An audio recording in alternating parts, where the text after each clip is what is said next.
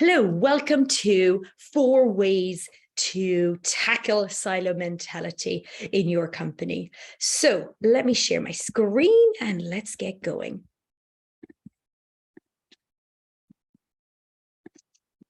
So we've just had a masterclass on tackling silo mentality in a company, in your company, 4 ways to do it. So let's start off with who am I? My name is Marita Price. I am director of Hello Performance. We're a culture consultancy, so we go into companies and help them improve their culture. There's always a culture. You end up with one, whatever you do. So you can either choose to shape it and influence it or take your chances. So what is silo mentality? The reluctance to communicate and collaborate with employees of different divisions in the same company. So it's when one department have goals and are aiming and working independent of other departments with a detrimental effect. So how does silo mentality show up? So when I threw this out to the group in our workshop that we just did, they said they see it where there is aggro between departments, and there is some tough emails sent after some meetings because there was a different understanding and they didn't agree with what was being said. They come with products that are redesigned and they didn't include people, projects that happen and they are not involving other people. And it ends up with leadership at loggerheads, departments at loggerheads. It ends up with a lot of inefficiencies, productivity is down, and you can even impact the customer. So examples that I have seen in the last year. So we had the situation where in our client, we found that they had 2 similar initiatives going on in the company at the same time, and neither knew about the other. So how inefficient that was around resources and time wasting. And also imagine if we got these groups together, how much more innovative and creative they could be together.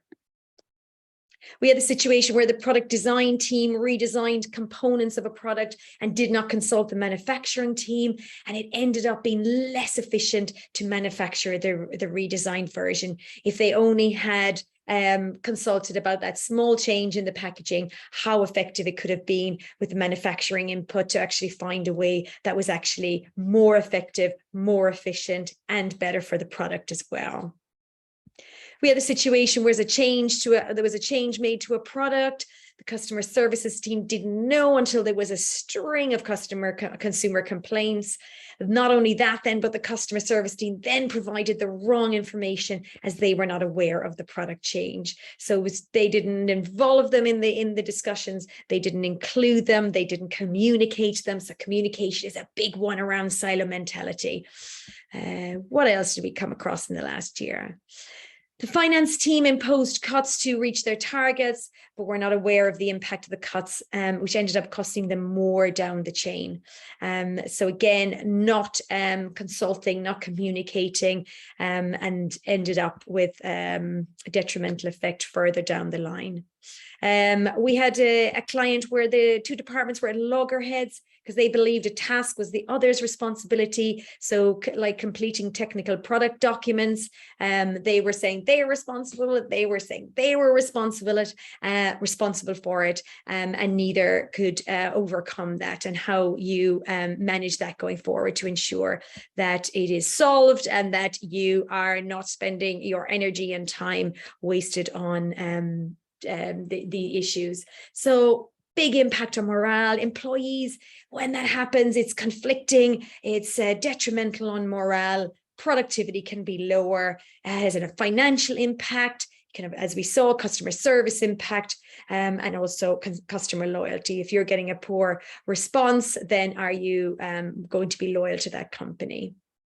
So for our Culture Accelerator program, there are 5 steps: clarity, you measure your culture, you embed the culture you want, you can make sure there is connection, and you empower people to be the culture champions. So these 5 steps, and silo mentality comes under connect. So how do you ensure that the connection between departments, between employees, between leadership and employees is strong enough to ensure that you overcome the silo mentality? So let's get on now to 4 ways to tackle silo mentality. So 4 ideas. So there are many, many ways, and a lot of combinations of ones put together. But here are ones for our companies that we deal with. We say we make sure there is a common goal. So clarify that common goal. Everyone must be singing from the same hymn sheet. Everyone's priorities must be aligned. If they are not, you're going to have conflicting. We had the example in the workshop where they talked about sales conflicting with marketing, sales saying you're not getting us enough leads, marketing saying you're not doing the sales. So where there is conflicting priorities and conflicting outcomes, every employee needs to know where they fit in. So they need to know what the goals are. They need to know the plans and how to get there. And they need to understand how their department fits in, and also how their role fits in to the bigger picture. They must also understand what other departments are doing and how they fit in. A clear roadmap really helps, makes better decisions and quicker decisions. So a really clear on who is responsible for making what decisions. It's a really, if something comes up as conflicting, it's a really good question to ask is who is actually ultimately responsible for making that decision? If that's not clear, it can cause a real chaos amongst the working relationships within the company. And then leaders not only need to make sure there is a common goal, they also need to restate it many, many times. So frequently restating what the common goal is. So really good idea is to, over the month, see how often that bigger goal, what is the objective, what's the vision of the company is stated. That must be reinforced again and again to keep it top of mind, and to also reinforce that it's important to the leaders that you're hearing it from. So that's number 1. So number 2, collaborating leaders. That is really, really key, because it's not accidental or coincidental that silo mentality is created or ends up in that way when the leaders are in conflict. So if the leadership are not clear on their goal, if they're not working well together, then of course what happens is the departments also end up in that way. If they have conflicting goals, the departments will end up having conflicting goals. Also really indicative is the language people are using. Are they talking about my department? Or are they talking about our organization? Because how the leaders talk will impact the mentality of the people who work in their departments. And what are leaders getting rewarded for? So when there is some sort of conflicting approaches within an organization of departments, it's really good question to say, what do these leaders get rewarded for? Is that aligned? Is it in conflict to the bigger goal, and is it in conflict with each other? And how do we ensure that both have clear goals but are both feeding into a bigger common goal, and a really clarity around that common goal, which was our number 1. So ensuring the leadership are collaborating well is so important to ensure the different departments collaborate well. So my favorite one here, cross-functional no BS meetings. So this is where you get a cross-functional, where there can be 1 or 2 departments, it can be 7 departments, but there is a real honest meeting about what works here, what does not work, and what do we need to do to work better together and achieve our goals more effectively and efficiently. Getting those elephants on the room out. It's a real honest discussion and with the intention of working more effectively together. Everyone needs to be on that page. So sometimes when we begin this, it can be a bit awkward. It can be a bit uncomfortable. People can be really nervous about them. And that is why it might be sometimes good to get a facilitator, someone independent to the teams that are in the group, to facilitate them at the beginning, to get them working effectively. But eventually these should be regular meetings that are happening often, that they can have open and honest conversation in them, and really talking about what does not work, and let's get on the table and let's find a way to make it work. Because if we don't, we're going to end up in these conflicting situations regularly, which none of us want. And cross-department opportunities.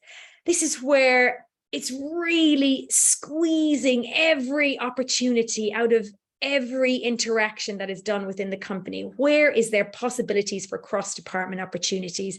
And always when we get a cross-functional group together and we brainstorm on this, it's amazing what brilliant ideas come up on what do we do in the company every day that we could grab little opportunities and weave in cross-department interactions in there, because any cross-department interaction helps build the bonds, helps the communication, and breaks down the walls of the silos.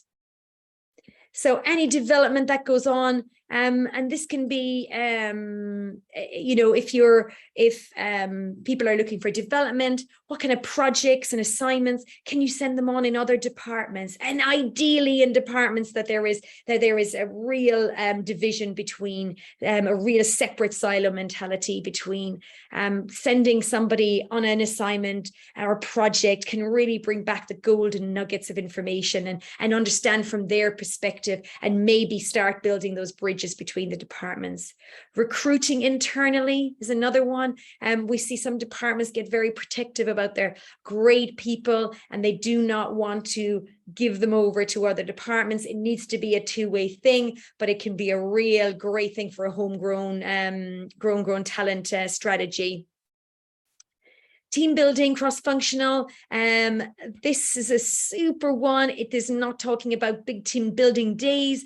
This can be, if you give any department or group some money to do some bonding exercise or team building or some fun exercise, whether it's pizzas on a Friday, then they can only use it, and they only use that budget if there is 3 or more departments there. That's if they have 3 or more departments in their company. But that is a really great way. There's a restriction, so that every team building that's going on out there, or any bonding exercise, there has to be other departments there as well. That just helps this cross-functional, the us instead of the department we mentality to include as many people as you can.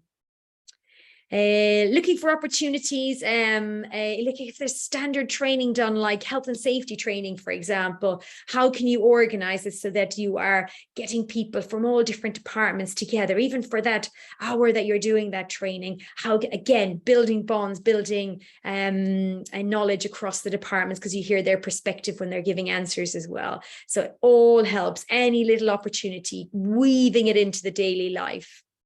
Yeah, company days, town halls, so mixing people from different groups, putting them into groups. If they're doing some sort of exercise or working groups, then make sure you're blending them. Obviously, projects is a big one, and that should be clarified, really making sure you have that right cross-functional, but that should be organized by the key project leaders as well. So if this is something that you see that would be of benefit for your organization, we have, as we say, a 5-step process for our culture accelerator. This is part of step number 5, breaking down the silo mentality, or it's the connect, making sure people feel really connected.